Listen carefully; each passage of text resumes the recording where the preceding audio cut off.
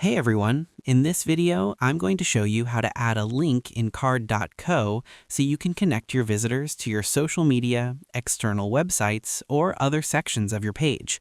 Let's get into it. First, add the link element. The first step is to bring the link container onto your page. Click the plus icon in the top toolbar. From the menu of elements, select Links. This will drop a basic link block onto your canvas. By default, it usually starts with a simple untitled label, which we will customize in the next step. Next, enter your URL and rename the label. This is the most important part of the process where you define the destination and the text your audience sees. When you click on the element, the settings panel will open on the left.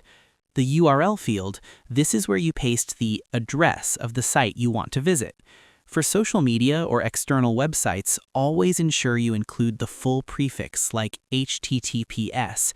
If you are linking to your own Instagram, for example, you would paste your full profile link here. Right below the URL is the label.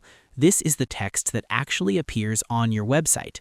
Instead of leaving it as untitled, you should rename it to match the platform or the action you want the user to take, such as follow me on X, my portfolio, or shop my brand.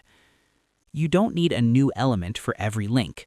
You can click the plus add button at the bottom of the sidebar to create a list of links within the same block. For each new item, you can repeat the process, paste a new URL like your LinkedIn, and update the label accordingly. And that's pretty much it. To add a link in 2026, click the plus icon, select Links, and then use the sidebar to manage your list.